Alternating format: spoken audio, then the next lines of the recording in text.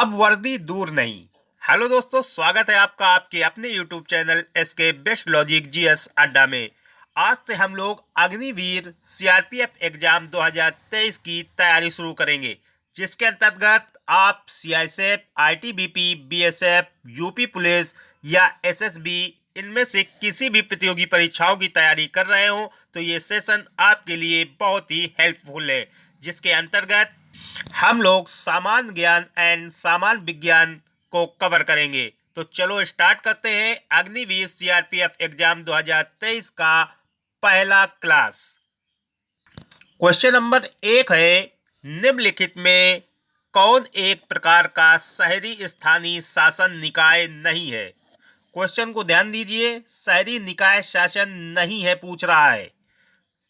ज्यादातर स्टूडेंट इसी में धोखा खा जाते हैं, नहीं है पूछ रहा है। नगर पंचायत, जिला परिषद, नगर परिषद या नगर निगम? बताइए, क्वेश्चन के आंसर को देने का प्रयास कीजिए। इसका उत्तर हो जाएगा ऑप्शन बी, जिला परिषद। जो जिला परिषद है ये स्थानीय शासन निकाय नहीं है, जिला परिषद नहीं है। बाकी सभी ऑप्शन में जो है वो शहरी स्थानीय शासन निकाय है। चलिए आगे देखते हैं अगला क्वेश्चन। अगला क्वेश्चन हो जाएगा, निम्नलिखित में से कौन सा अधिनियम परिषद को पहली बार के लिए बजट संबंधी मामलों पर चर्चा करने की अनुमति देता है? 1853 का चार्टर्ड अधिनियम, भारतीय परिषद अधिनियम 1861, भारतीय परिषद अधिनियम 1892 या भारतीय परिषद अधिनियम 1909? बताइए, आंसर देने का प्रयास कीजिए। इसका राइट आंसर हो जाएगा ऑप्शन सी, भारतीय परिषद अधिनियम 1892। जो भारतीय परिषद अधिनियम 1892 है ये परिषद को पहली बार के लिए बजट संबंधी मामलों पर चर्चा करने की अनुमति प्रदान करता है। आगे देखते हैं अगला क्वेश्चन। अगला क्वेश्चन हो जाएगा, राष्ट्रपति के कार्यालय की रिक्ति को कितने दिनों के भीतर भरा जाना चाहिए?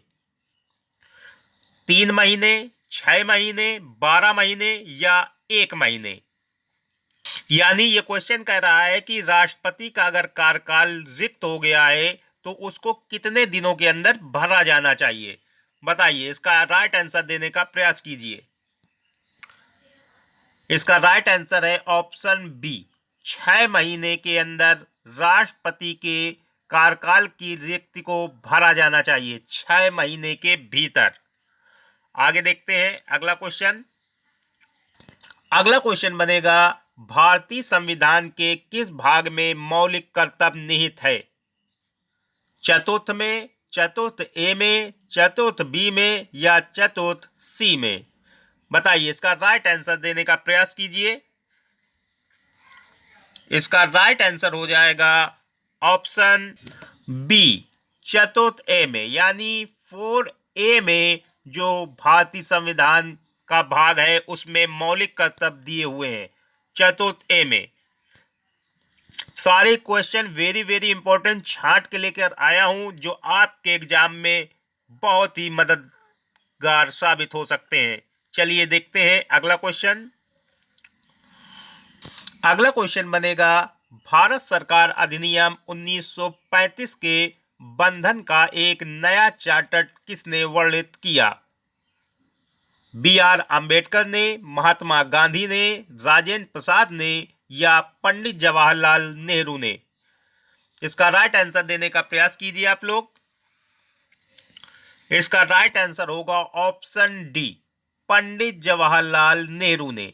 पंडित जवाहरलाल नेहरू ने भारत सरकार अधिनियम 1935 के बंधन का एक नया चार्टर देने का वर्णित किया है, चार्टर को वर्णित किया है पंडित जवाहरलाल नेहरू। इसका राइट आंसर हो जाएगा। आगे देखते हैं अगला क्वेश्चन। अगला क्वेश्चन बनेगा, निम्नलिखित में कौन भारतीय संविधान के अनुसार मौलिक अधिकार नहीं है? शिक्षा का अधिकार, सूचना का अधिकार, भाषण का अधिकार या जीवन का अधिकार? बताइए इसका राइट आंसर क्या होगा, देने का प्रयास कीजिए। इसका राइट आंसर हो जाएगा ऑप्शन बी। ऑप्शन बी सूचना का अधिकार। सूचना का अधिकार जो है वो भारतीय संविधान के अनुसार मौलिक अधिकार नहीं है, सूचना का अधिकार। आगे देख लेते हैं अगला क्वेश्चन। अगला क्वेश्चन बनेगा, भारतीय संविधान का संरक्षक कौन होता है? भारत के राष्ट्रपति, भारत के मुख्य न्यायाधीश, भारत के प्रधानमंत्री या राज्यसभा के सभापति?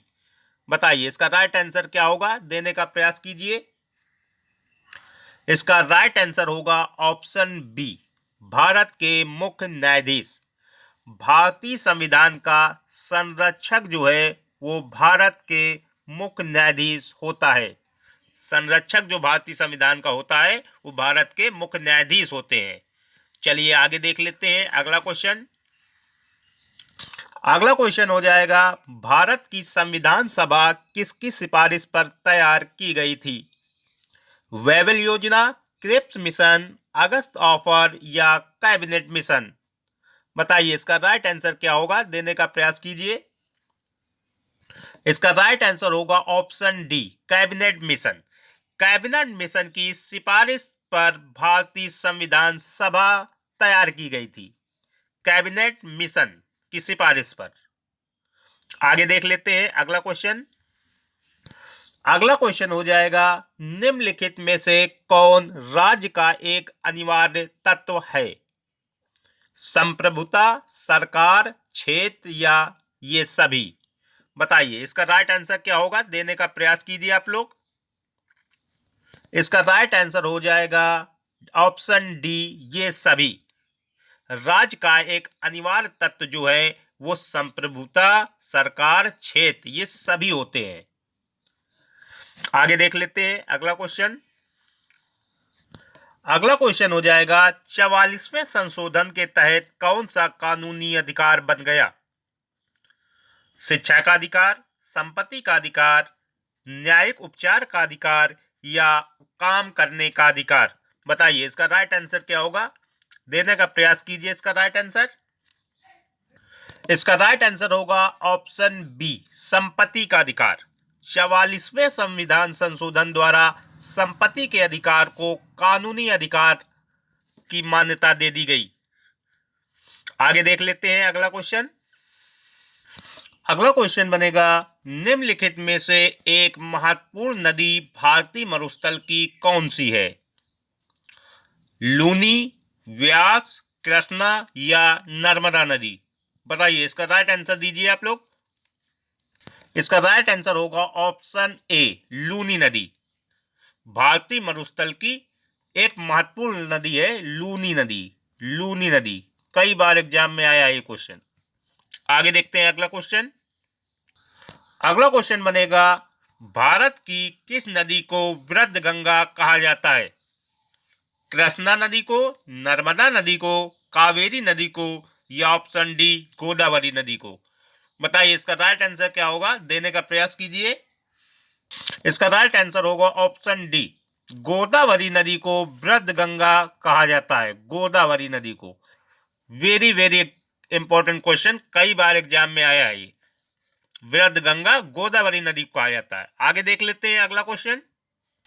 अगला क्वेश्चन हो जाएगा, भारत का सबसे लंबा राष्ट्रीय राजमार्ग कौन सा है? NH1, NH8, NH44 या NH11? बताइए इसका राइट आंसर क्या होगा, देने का प्रयास कीजिए राइट आंसर। इसका राइट आंसर होगा ऑप्शन सी, NH44। NH44 जो है भारत का सबसे लंबा राष्ट्रीय राजमार्ग है, NH44। आगे देख लेते हैं अगला क्वेश्चन। अगला क्वेश्चन हो जाएगा, भारत के किस राज्य में लोनार झील स्थित है? मणिपुर में, महाराष्ट्र में, कर्नाटक में या केरल में? बताइए इसका राइट आंसर क्या होगा। इसका राइट आंसर होगा ऑप्शन बी, महाराष्ट्र में। महाराष्ट्र राज्य में लोनार झील स्थित है, सॉरी, लोनार झील महाराष्ट्र में। आगे देख लेते हैं अगला क्वेश्चन। अगला क्वेश्चन बनेगा, भारत की मेरिनो भेड़ किसे कहा जाता है? चोकला को, पूगल को, नाली को या मगर को? इसका राइट आंसर होगा ऑप्शन ए। भारत की मेरिनो भेड़ जो है वो चोकला को बोलते हैं। चोकला, मेरिनो भेड़ चोकला को बोला जाता है। आगे देख लेते हैं अगला क्वेश्चन। अगला क्वेश्चन वेरी इंपॉर्टेंट, एग्जामिनर का फेवरेट क्वेश्चन। राष्ट्रमंडल खेलों का आयोजन भारत में किस वर्ष किया गया? वर्ष 2010 में, वर्ष 2014 में, वर्ष 2018 में या वर्ष 2006 में? बताइए इसका राइट आंसर क्या होगा, देने का प्रयास कीजिए। इसका राइट आंसर होगा ऑप्शन ए, 2010 में। 2010 में राष्ट्रमंडल खेलों का आयोजन भारत में किया गया। भारत में किया गया राष्ट्रमंडल खेलों का आयोजन 2010 में। बार बार एग्जाम में आने वाला क्वेश्चन है ये। आगे देख लेते हैं अगला क्वेश्चन। सारे ही question very very important question है, सभी एग्जाम के लिए वेरी हेल्पफुल सेशन है ये। देखिए अगला क्वेश्चन। अगला क्वेश्चन बनेगा, भारतीय राष्ट्रीय कांग्रेस के पहले अध्यक्ष कौन थे? दादा भाई नौरोजी, वेमोस चंद्र बनर्जी, सुरेंद्र नाथ बनर्जी या एम.जी. रोनाल्डे? बताइए इसका राइट आंसर क्या होगा। इसका राइट आंसर होगा ऑप्शन बी, वेमेश चंद्र बनर्जी। वेमेश चंद्र बनर्जी जो है वो भारतीय राष्ट्रीय कांग्रेस के पहले अध्यक्ष थे। पहले अध्यक्ष याद रखिएगा, पहले अध्यक्ष थे वेमेश चंद्र बनर्जी। अगला क्वेश्चन हो जाएगा, भारत का नेपोलियन किसे कहते हैं? चंद्रगुप्त मौर्य को, समुद्रगुप्त को, कनिष्क को या पुष्यमित्र को? बताइए इसका राइट आंसर क्या होगा। इसका राइट आंसर होगा ऑप्शन बी, समुद्रगुप्त को। भारत का नेपोलियन जो है वो समुद्रगुप्त को कहा जाता है, समुद्रगुप्त को। आगे देख लेते हैं अगला क्वेश्चन। अगला क्वेश्चन हो जाएगा, किस देश से मौलिक कर्तव्यों को लिया गया है? अमेरिका, फ्रांस, जापान या सोवियत संघ से? बताइए इसका राइट आंसर क्या होगा। इसका राइट आंसर होगा ऑप्शन डी, सोवियत संघ से। मौलिक कर्तव्यों को जो भारतीय संविधान में लिया गया है वो सोवियत संघ से लिया गया है। वेरी वेरी इंपॉर्टेंट टॉपिक ये चल रहा है। अगला क्वेश्चन हो जाएगा, मसालों का बगीचा किस राज्य को कहा जाता है? तमिलनाडु को, केरल को, गुजरात को या कर्नाटक को? इसका राइट आंसर होगा ऑप्शन बी, केरल को। केरल को मसालों का बगीचा कहा जाता है। केरल राज्य को मसालों का बगीचा कहा जाता है। आगे देख लेते हैं अगला क्वेश्चन। अगला क्वेश्चन बनेगा, फिरोज शाह कोटला क्रिकेट स्टेडियम कहां पर है? कोलकाता में, नई दिल्ली में, मुंबई में या चेन्नई में? बताइए इसका राइट आंसर क्या होगा, देने का प्रयास कीजिए आंसर इसका। इसका राइट आंसर होगा option B, Firoz Shah Kotla cricket stadium New Delhi में है। नई दिल्ली इसका राइट आंसर हो जाएगा। आगे देख लेते हैं अगला क्वेश्चन। अगला question very important, Mohammad Ghori ने जयचंद को किस युद्ध में पराजित किया था?